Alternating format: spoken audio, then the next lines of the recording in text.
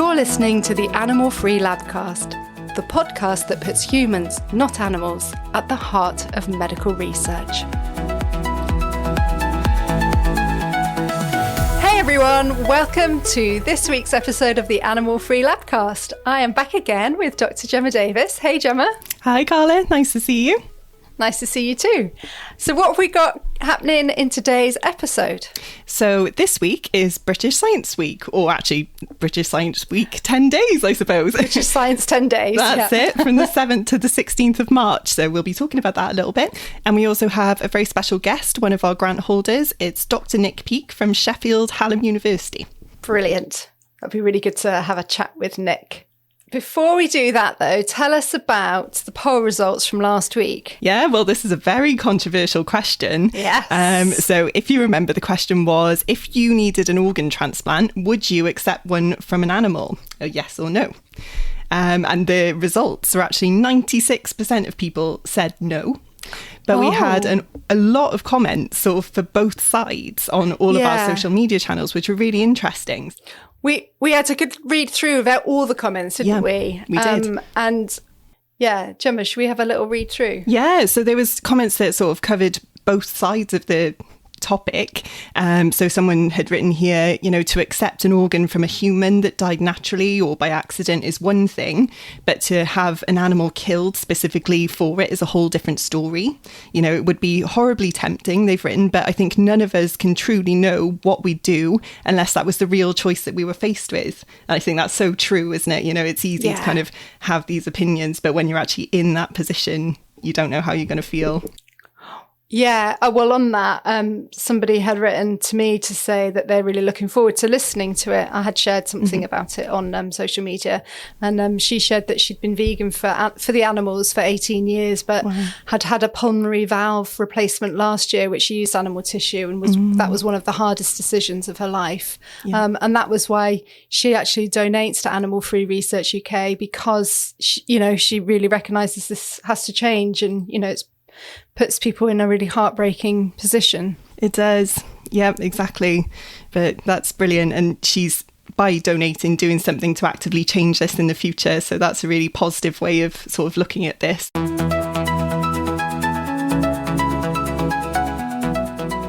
So what's grabbed your attention this week, Carla? Oh, well, two things from me this week, Gemma. Firstly, big shout out for Daisy Gregory. She is swimming 22.5 miles to raise money and awareness for Animal-Free Research UK. It's amazing. Wow. She is part of our amazing Bude group. So this is a group of incredibly dedicated people in Bude in Cornwall who raise money for Animal-Free Research UK. And she is swimming the equivalent of a Bude to Port Isaac swim in Cornwall. So as of Sunday, she's completed 783 lengths of her swimming pool. Wow. She's going to do 1,440 lengths altogether through the month of March. And so far she's raised £1,424, which is just incredible. Oh, it's fantastic. I just went, wow, Daisy, you're putting us all to shame. It's amazing, so inspiring. So if you'd like to support Daisy, you can read more about her fundraising and make a donation on her Just Giving page, which is justgiving.com/page/Daisy Swim. So that's /Daisy Swim. I think we've shared about her incredible efforts on our socials as well. So you can find her there as well. But Daisy, thank you. Wow. Yeah, thank you, Daisy. That's amazing.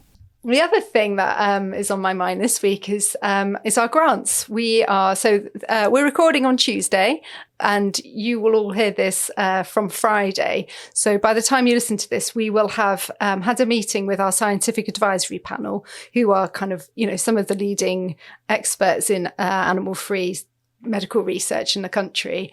And they'll be helping us to review all of the grant applications that we've had. So all of the people that would like money from Animal-Free Research UK for carrying out animal-free medical research, and making some recommendations about which ones we should fund this year. So I'm really excited about that, because we've had a record-breaking number of applications this year. It's been completely overwhelming. I'm so delighted. It's really, really great to see such huge appetite for animal-free research from people that are doing this in the field.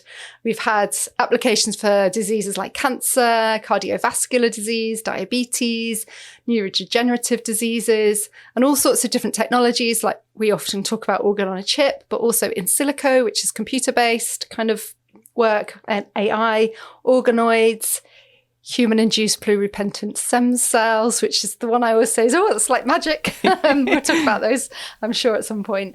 So many applications. I wish we could fund them all, but we can't. So we'll be making decisions later this week. So we'll tell you more about that in coming episodes. So what have you been thinking about, Gemma? British Science 10 days. That's right. Not going to catch on, is it? Not really, no. No, British Science Week. Yeah, exactly. So this year's theme is change and adapt. So I think that's actually a perfect theme for our cause, because of course we are encouraging researchers to change from animal experiments to animal-free methods, and we're adapting their methods to replace animal products. So I see what you did there, Gemma. Very good. So it's brilliant for us. So I've been thinking about, aside from how we usually chat about replacing animals in research, I thought it might be interesting to talk about the widespread use of animal products in research, which is something that isn't really very often talked about. So when we talk about the figures that we get from the government, statistics and things like that about the number of animals used in experiments, that's kind of live animals. But there is also an unbelievable number of animals that are indirectly involved in research through the use of animal-derived products. So we tend to refer to these products as animal-derived biomaterials, and that's because they have active ingredients that are sourced from the blood of animals or other parts of animals, things like collagen and gelatin. They're both widely used in lots of different types of experiments and also to grow cells. So there's also a separate issue of animal-derived antibodies, which again, millions of animals are involved in the production of every year. But that's another huge topic that we can talk about in depth another time. Go on for another time, yeah. Yeah, so I thought this time it might be interesting to have a talk about one of the most ethically challenging and problematic animal-derived products, which is called fetal calf serum. So it's sometimes abbreviated to FCS, and it's also known as fetal bovine serum, or FBS, but they're exactly the same thing, just different names. And this product is used pretty much in every single lab around the world to grow cells. I think some of our supporters will have heard of FCS, or fetal calf serum. So tell us a bit more about it, Gemma. What exactly is it? Yeah, so it's a byproduct of the meat industry. And basically, when a female cow is taken to slaughter, quite often they don't realise that the cow is pregnant until they're already in the slaughterhouse. So when the mother cow is slaughtered and the calf in the uterus is removed, and very quickly, a large needle is used to drain the blood directly from the calf's heart. And then that product is then processed to become this product that we are known as FCS. So it's really horrible. And, it's really grim, isn't it? There's so many ethical issues around it, including that only calves over 3 months old can be used because otherwise the heart is too small. But the worst part is that because they are that bit older and along in their development, we don't actually know if the calf is able to know what's going on at that point, or if it can even feel the pain of this process happening. So obviously this is barbaric and it's so hard to talk about, and I feel like all I ever do is talk about horrible things on this podcast, but it is reality. And like I said, it's so widely used around the world in labs that it's something that we really do need to talk about. I actually did use it when I was doing my research because it's just absolutely the way that everybody grow cells. It's just completely normal. But when I started working here and, I did a bit of research into what this was and how it's obtained, it absolutely broke my heart because it's just so upsetting to think that something like that is happening, but then we're just casually using it every day in the lab. My understanding is that, like you, most people don't probably really realise because it's, it's just in a white bottle on a shelf, and you just take it down off the shelf and you use it, and you're not really paying attention to what the label says. And it's horrible though, isn't it? And I know people feel really strongly about it. Why is it used so much? It's basically, What's it for? it's the gold standard method. You know, we kind of use that term. Oh, gold standard in inverted commas, that's isn't it? It's thought to be the best way to do this. It's the way that everybody does it. If you want your research to be published in a good journal, people just automatically think, right, I've got to grow them in FCS. And that can be any type of cells. It's human cells, cells that you've taken from a patient, a sample, animal cells, whatever you're doing. Everybody just defaults to FCS. And it's thought to provide the cells with the nutrients and the things that they need to be able to grow well in this artificial lab environment. And it's the way that it's been done for decades. So much research has been built on cells that have been grown using FCS. So it is quite hard to change away from it. And like you say, it's just such a normal thing. So you get it delivered in a bottle, it just says what it is on a label, and you don't think twice about it. But this is a big issue because as it's so widely used, a single lab can go through bottles and bottles of FCS every year, but one calf produces less than half a litre of FCS. So the numbers, you can see how quickly they will add up. And it's estimated that around 2 to 3 million calves are used every year in its production. Oh my gosh. I'm presuming that's just an estimate because these calves are not being recorded in the official stats. No, exactly, because it's technically through the meat industry. There's kind of no record of how much is used and where it goes. So just thinking about change and adapt then, British Science Week theme, how can this be changed and how can we encourage researchers to adapt? What are the alternatives, Gemma? Well, this is a real priority for us at Animal Free Research UK because we really do want to encourage researchers to be able to make a change from using FCS and other animal-derived products to using animal-free alternatives in their work. But it's not always as simple as just kind of swapping one out for the other. Sometimes you need to be able to validate your results and check how things are working compared to how you were doing them previously. And that's how you get really robust and reliable research that can be published. Is that because you don't want to change everything all at once? No, then you exactly. Won't know what's made you don't know what difference. works and what doesn't. Yeah. So This is something that we have been really prioritising in our grants as well. And our listeners might be interested to know that we offer 2 types of grant funding. So we offer pilot grants and transition grants. So neither of these grants actually allow the use of live animals. Let's be clear about that. Yes, let's be really clear about that. Yeah. But pilot grants are for projects that are already completely animal free. So the researchers will have already found ways to grow their cells in alternatives. So it could be something like human serum, which is the human alternative of FCS, or you can get completely synthetic animal-free versions of the products that you would use to grow the cells. That's the pilot grants, they're completely animal-free already. The other type of grant that we offer is called a transition grant, which I think is really important funding to support researchers in transitioning to animal-free methods. So, like I said, they could be growing cells at the moment using FCS, but if they wanted to become animal-free, they could try human serum or try different ways to grow these cells and figure out the best thing that's going to work for their cells. So that would be a transition grant, and the kind of final output of that could be something like, this is how we can grow these cells without the use of FCS. And that's a really important output. So as you were saying, Gemma, these transition grants that we award are really important because they help researchers to make that stepwise transition from using animal-derived biomaterials to using alternatives like human serum. But just to make it really clear, we're not funding the use of FCS or anything like that. As Gemma says, people have already got bottles of the stuff sitting on their shelves. So what we're doing is just we're funding the human serum, which does tend to be a little bit more expensive, and enabling researchers to have sort of 6 months to a year, or 2 years even, just to really work through the process of switching from FCS to the human serum. Yeah. Exactly. It's such an important thing to do. Something that we really do try and encourage in our projects. But, while our funding is there for this purpose, we can only give so much funding, unfortunately. And like you say, the animal-free products do tend to be a little bit more expensive, which can be a hurdle that means that some people aren't able to think about making these changes at the moment. So I wonder if there could be a way that we could help researchers to embrace animal-free alternatives like human serum or serum-free media, possibly if we could introduce incentives for them. So whether that could be grants from the government to help people buy these alternatives and try them out in their work, or if companies were able to give special discounts to people to help them to try these products and get them ingrained into their work.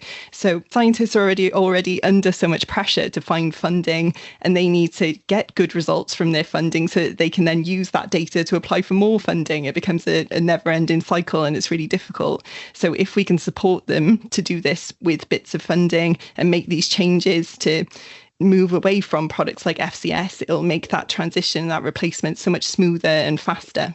Absolutely. That sounds like a poll question to me, Gemma. It does, doesn't it? Stay tuned, find out later. More on that later.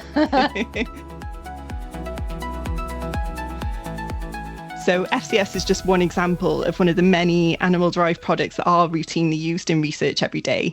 So replacing other animal products apart from FCS is another area of focus in our grants. And several of our transition grant holders are developing animal-free alternatives and having really good success with this, which leads us very nicely into introducing our guest this week, who is one of our transition grant holders, Dr Nick Peake from Sheffield Hallam University. So welcome, Nick. Hiya, Nick. Welcome. Thank you very much for inviting me. So could you tell us a little bit about yourself and your work? Yeah, sure. So I'm a senior lecturer here at Sheffield Hallam and have been for not far off 10 years. My background is in something called the extracellular matrix, which is... a film. It sounds like a film with Keanu Reeves in it. It does. You're preempting all the lecture materials I have on where I teach this to undergraduates and master students. So yeah, I feel like this matrix is kind of an underappreciated part of biology and biochemistry. So that's why I teach it extensively in my teaching materials. But I work on bowel cancer as a model. Mm-hmm. But really, I focus on the role of the tissue structure, the ECM structure, in how that helps or supports the progression and development and progression of bowel cancer.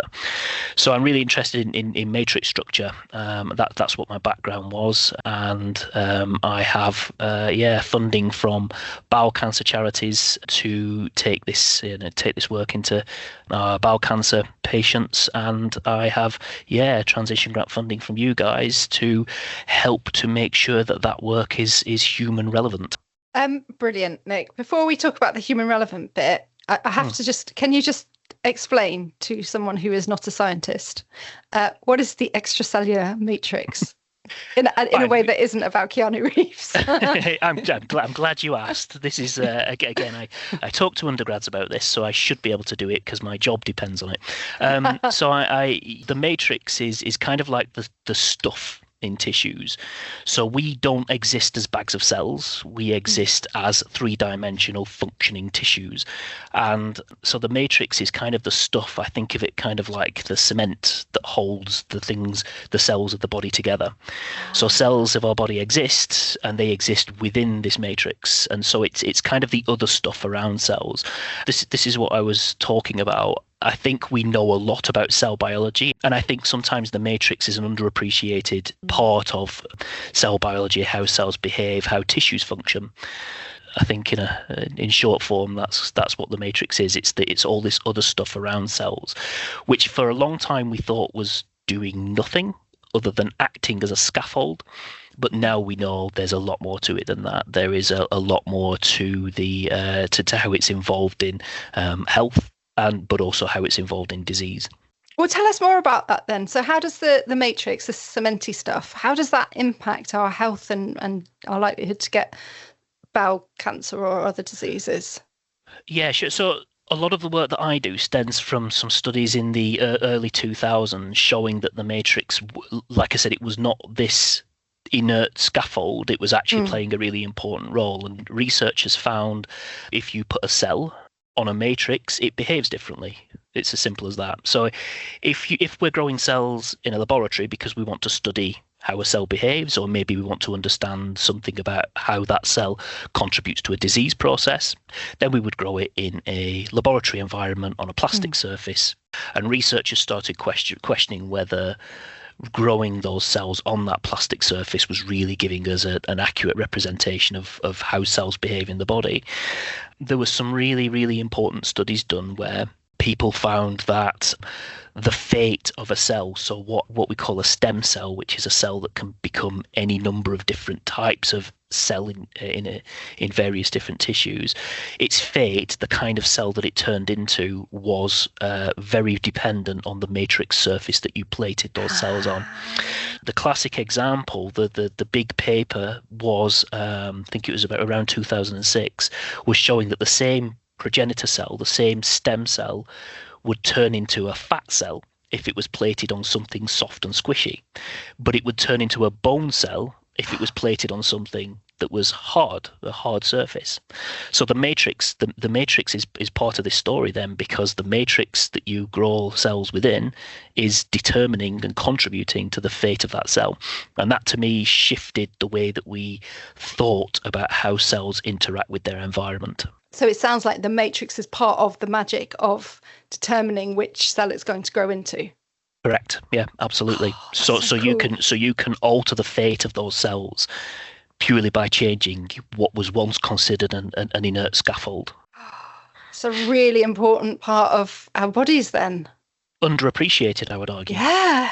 My first project, as I moved from being a postdoctoral researcher to moving here as a lecturer, was taking this idea into cancer. Now other people had done that, but I happened to be working in the bowel cancer area, and we were starting to realise that the matrix of cancers was performing a similar function, in that if you change that environment, if you change that scaffold, then you can drive cancer cells to be more aggressive, to be more metastatic, invasive, dangerous.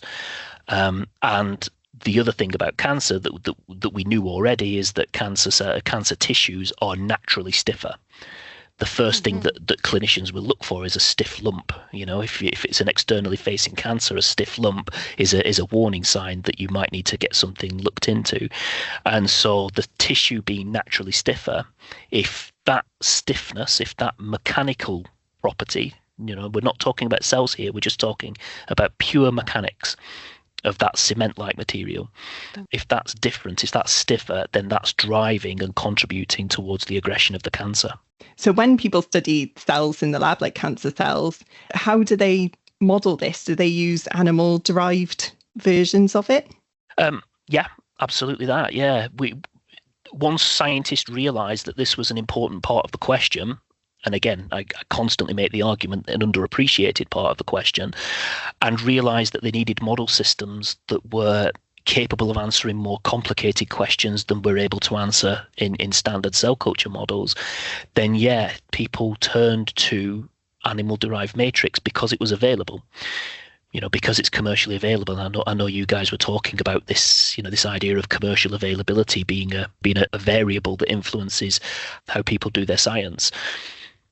So collagen as a byproduct of the meat processing industry is available, and they will sell it to you in bottles, and you can generate three-dimensional cancer models using animal-derived collagens. There's a product called Matrigel, which is similar in that it is a matrix substance. It's not a cellular substance, it's a matrix substance, and it acts as a scaffold in the way that I've been describing. And it is formed by a tumour that is derived from a cell that produces lots and lots of matrix. That's one of its features. And if you graft these tumours onto mice, you can produce lots and lots and lots of matrix substances by collecting it and turning it into this substance called Matrigel. So we're making really good progress on cellular models to replace the use of animals in research. And I know, of course, Animal Free Research UK petitions very hard on the legislation that means that we do use animals, even though the translation rate is poor. And Matrigel is frequently used in these models because it enables animal replacement models to work really well, because it provides this scaffold and structure, but it's almost like a hidden animal cost because it arrives in your lab in a bottle.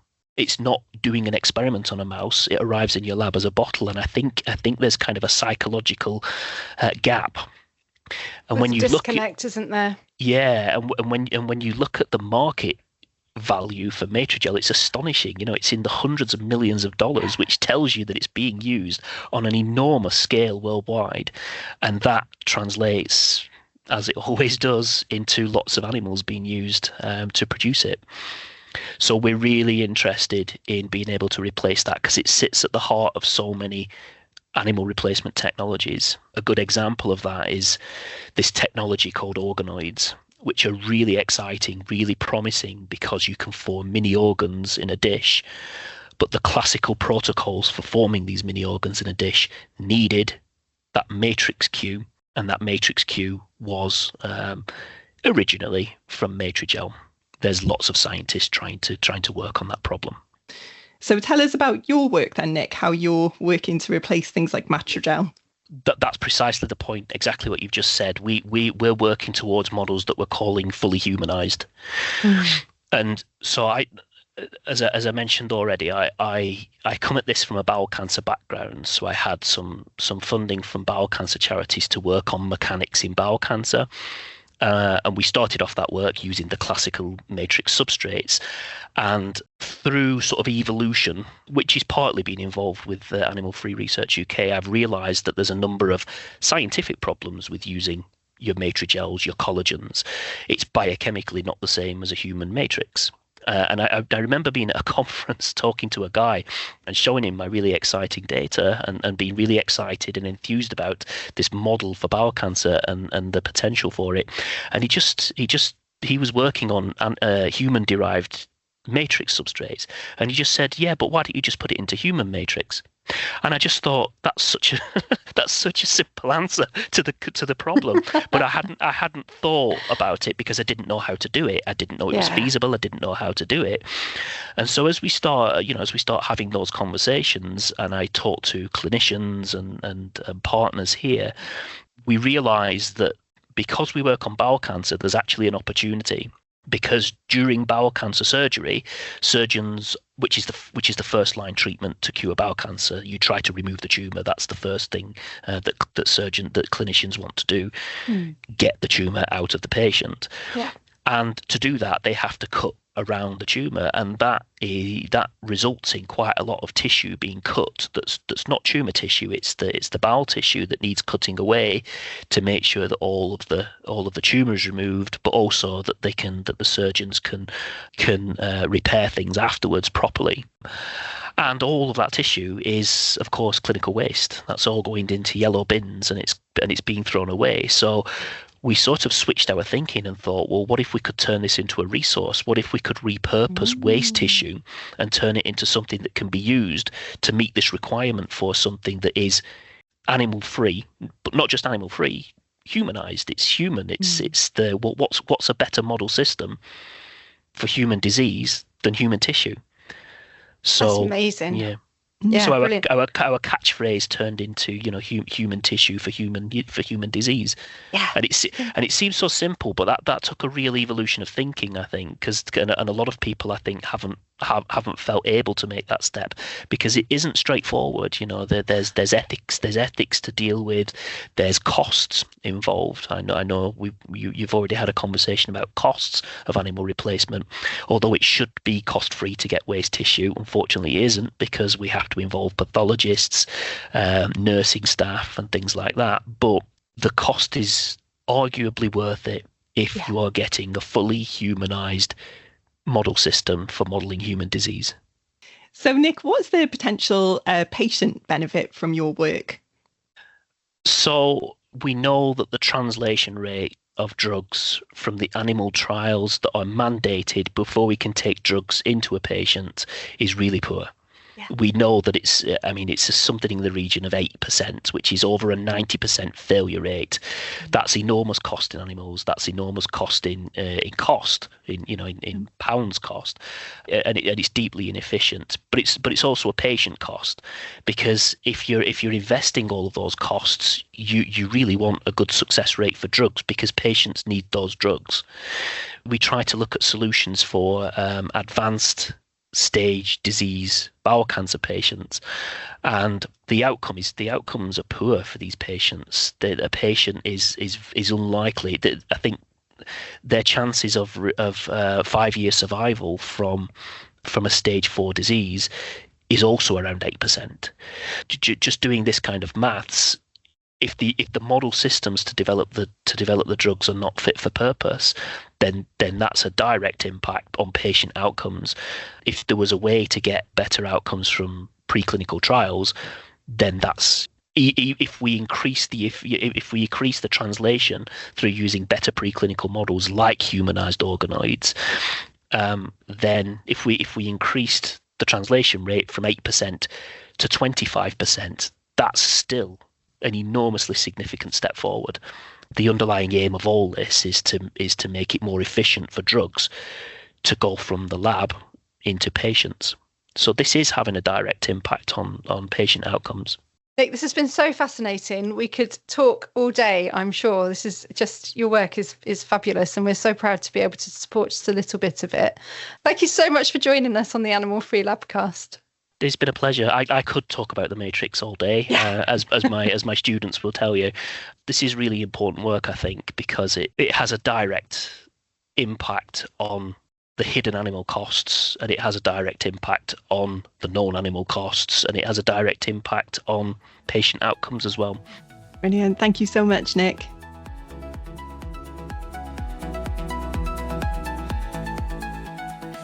Okay, so we're going to be back in a fortnight on the 28th of March. And I think we're going to be focusing a little bit on Herbie's Law and our parliamentary work. Gemma, do you want to tell us who we're going to have on?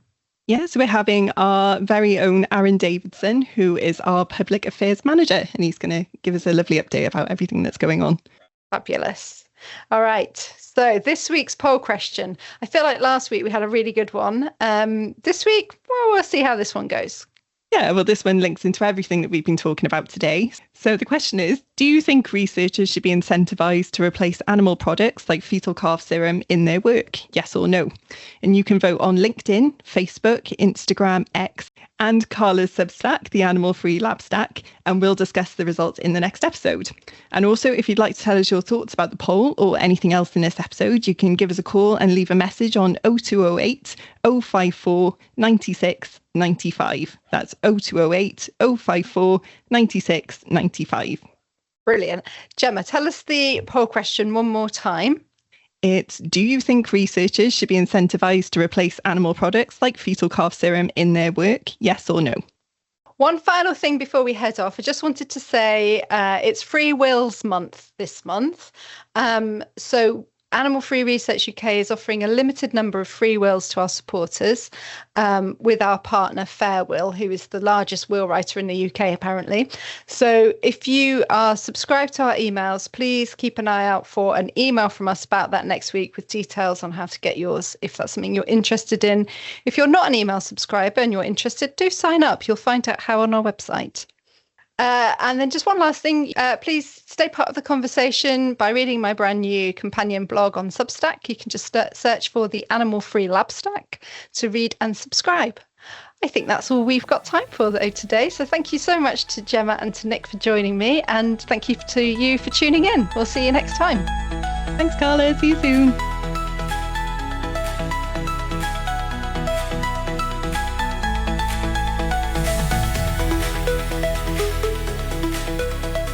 You've been listening to the Animal Free Labcast, the podcast that puts humans, not animals, at the heart of medical research. If you want to find out about more ways to move to a world of animal-free research, then head to our website, animalfreeresearchuk.org. And if you'd like to send us an audio message about the poll or anything else you've heard in the podcast, then leave us a voicemail on 0208 054 9695. That's 0208 054 9695. Thank you for listening.